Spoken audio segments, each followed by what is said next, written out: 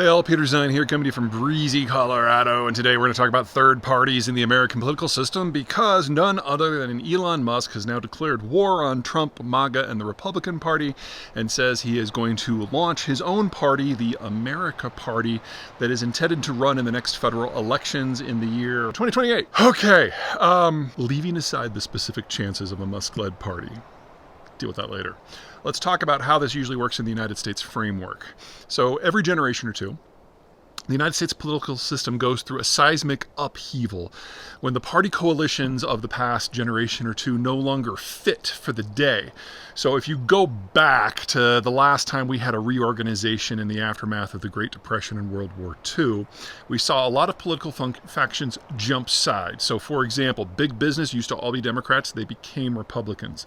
African Americans used to all be Republicans. Part of that was loyalty to Abraham Lincoln's party. They all became Democrats. Lots of things moved around until we got into the form that we're more or less into today, which is, on the right, business conservatives, national security conservatives, social conservatives, law and order voters, all being under kind of the same block, whereas the Democratic bloc has urban, educated elites, organized labor, and a variety of minorities. Those two broad coalitions is where we've been for the last several decades. Well, that's all in flux now. That's all changing. The Hispanics are very much in play. The Catholics are switching into conservative voters instead of being swing voters. The business community and the national security community have been actively kicked out of the Republican coalition, and organized labor is very much in play. We don't know where this is going to settle. Enter Elon Musk. The idea is if you make a new big tent party, you can attract a lot of these factions that are currently in flux and may make temporarily a third pole in politics. According to Musk, he says it'll be tech-driven, centrist, business-friendly. That's nowhere near a big enough coalition to generate a majority party, but it is more than enough to break the chances of a different party. You see, when we go through these transitions and these big tents break, you can really go one of two directions. Number one is you get a viable third party that gets enough of the vote that it eventually drives one of the other two major parties out of existence, or doesn't do well enough to win, but it draws enough votes away that one of the two major parties then kind of absorbs it in order to get those voting blocks. We've seen that happen twice in American history. In fact, that is exactly where today's Republican Party came from back in like 1854. The Whig Party was the one that was on the ropes then. The new Republican Party rose up and basically sucked out all the support of the Whigs, and the Whigs went away. I mean, we don't really think about the Whigs very much today, do we? 20 years from now, we're probably not going to think of the Republicans and the Democrats the same way either. That's option number one. Option number two is you get a party that, for whatever reason, becomes bloated and maybe has too many factions for the environment, and it splits down the middle. And that is where today's Democratic Party came from back in the 1820s. I want to say 1828, but I'm not sure about that. Anyway, it split from the Democratic Republicans into the Democrats, and the Democrats were the surviving chunk. So both of these are viable options, and what Musk is doing is perfectly capable of triggering either of them. Now, there are still a great many obstacles to come through that have to be dealt with before the America Party becomes a viable political force. Until very recently in the United States, and actually still electorally, we don't have a national Republican Party and a national Democratic Party. We have 50 state parties for each group. So you've got your Iowa Republicans and your Ohio Democrats and so on.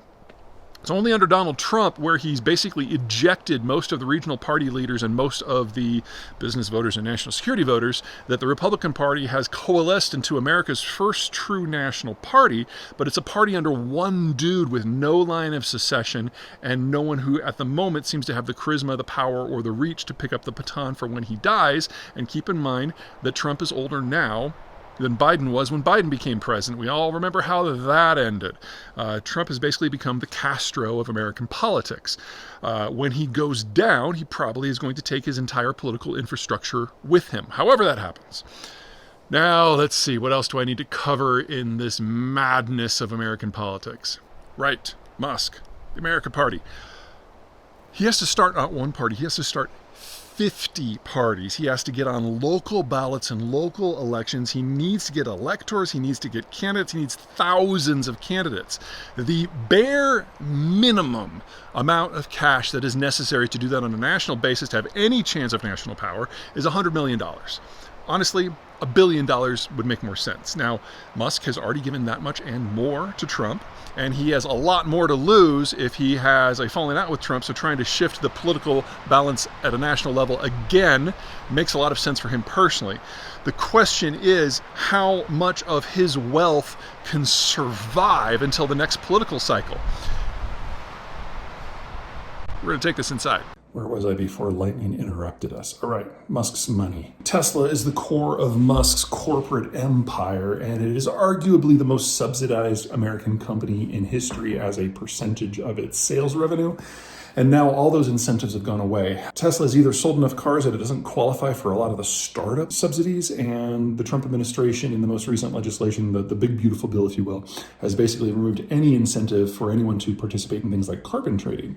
So some of the economic assets that Tesla has built up over the last half decade are basically worthless now.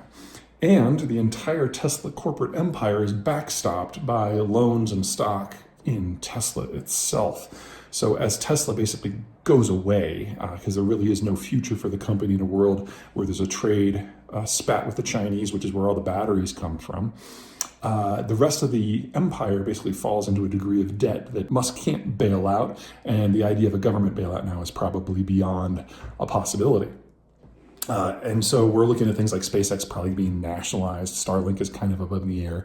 And the rest of it really isn't worth anything once you take into effect that the government will no longer be subsidizing it. So Musk is going to have to draw income and equity out of Tesla before that happens. And the question is, in that sort of environment, does he kill his company to start a new political movement? Or does he just let the company die and then he's left with nothing? Nobody can answer that question but Musk.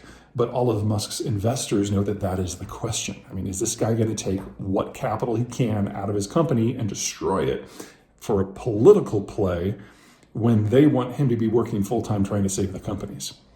There's no winning position here if you're an investor in anything that Tesla has touched.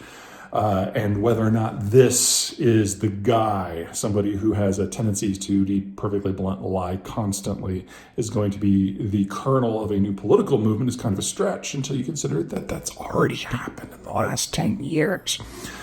So I can't tell you that the American Party has a future. I can't tell you that it doesn't. I can just say that it comes with consequences of a very real and personal sort for Elon Musk, and of course for the current form of the Republican Party. Because if all of the populists on the right have a choice between two different banners, then you're looking at the Republican Party splitting and the America Party probably not getting enough support to actually get into office anywhere. And the Democrats, no matter how disorganized they happen to be, sweep the field. We're at a moment where everything is in play, and it's whoever screws up worst loses. And when I look at today's political map, I say, wow, so many screw-ups.